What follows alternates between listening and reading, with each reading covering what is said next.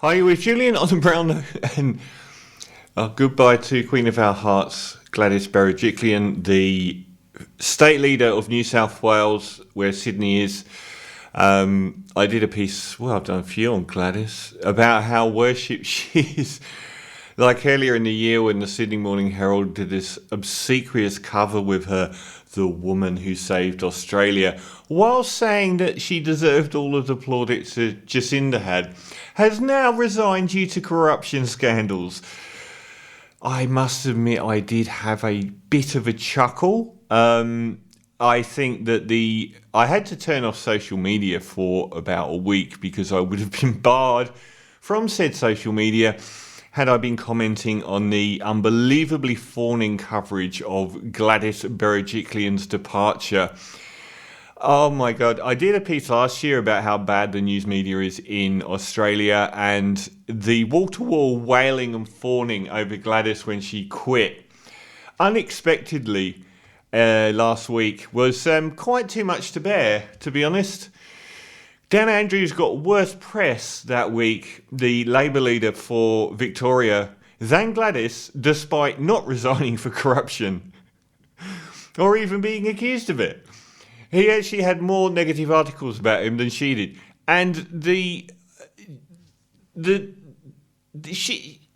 been people claiming that this is an example of sexism because no other Liberal gets the boot.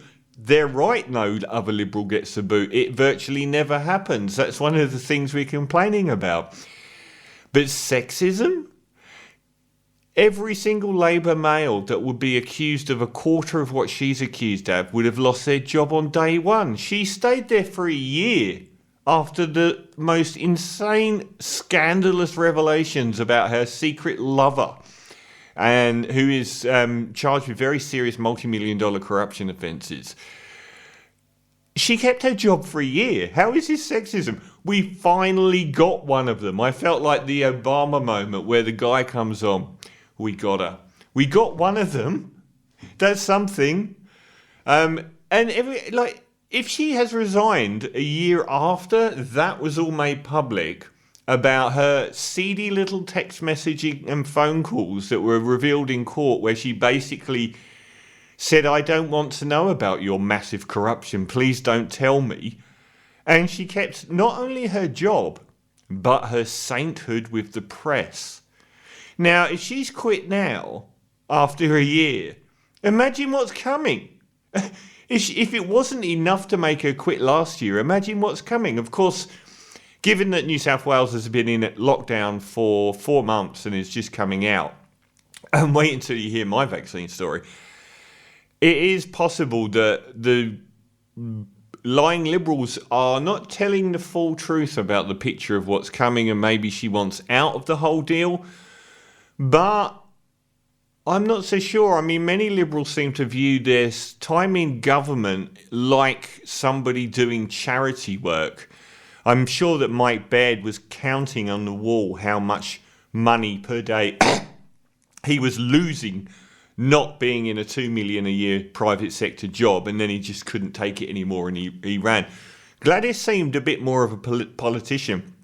One thing that might be likely, this is someone that was forced out of their job because of corruption charges. The same day, they were already touting her as the future Prime Minister of Australia. Am I missing something here? I live in Warringah, in the Northern Beaches, and we had Tony Abbott, the ex-Prime Minister, as our leader. We even had Mike Baird as a leader. So we get the greatest Liberals in the Northern Beaches, but they're already saying that they want to put her forward for the seat of Warringah. And that's with the idea of her taking a federal seat and one day leading the country. Someone that was sacked for corruption. It doesn't bother them. They all think she was hard done by.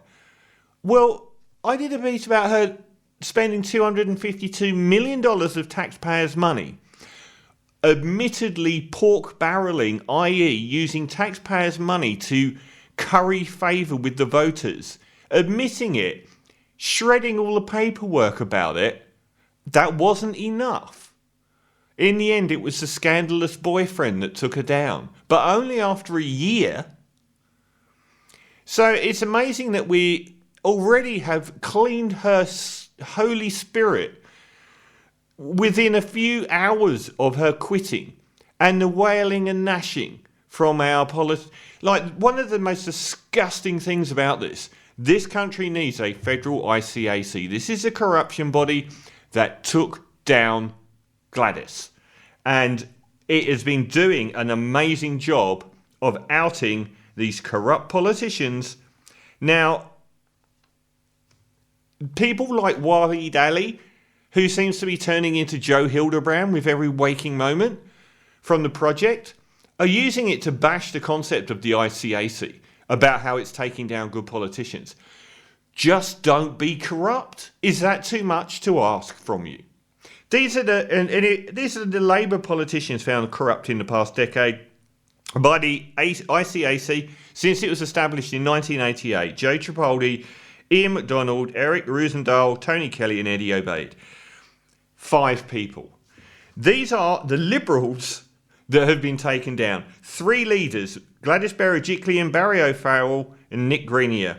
And other politicians, John Sidoti, Darren William Maguire, her boyfriend, Marie Ficarra, Chris Archer, Chris Spence, Darren Webber, Mike Gallagher, Tim Owen, Andrew Cornwall, Gary Edwards, Bart Bassett, Craig Bauman. That is a list of about 15. So it slightly leans towards the fact that Liberals are a lot more corrupt when they're in government, despite the Obeid era. They're using this now to attack the ICAC's existence, even though it's doing its job, because they have such hero worship for Gladys Berejiklian, that they're going to now use it as a method of stopping the federal government introducing one. And if Anthony Albanese, as he has abandoned all Labour policies on his painfully anemic route to becoming Prime Minister of this country, if he drops his support for the ICAC and goes with what Scott Morrison wants, I formally will not vote Labour at the coming election. I just don't care. There's only so much you can be taken for granted for. And the other thing is, I said over and over again, the Liberal Party has found a rolled gold way of winning elections. Barry O'Farrell quit just a year out from an election, replaced by Mike Baird. He won an election. Mike Baird quit a year out from an election, replaced by Gladys. Gladys won the election. Gladys quits, new guy comes in, wins an election. This is their policy. This is 100% success rate. Tony Abbott goes, in comes Turnbull, wins an election. Turnbull goes a year out from an election, in comes ScoMo, wins an election. You really don't think Scott Morrison's going to go? I mean, given the incompetence and ineptness and the stuff that he's wearing, they'll just do it again. And that would be both leaders swapping again. We'll have had 4 new leaders facing an election. 8 in total in the last decade.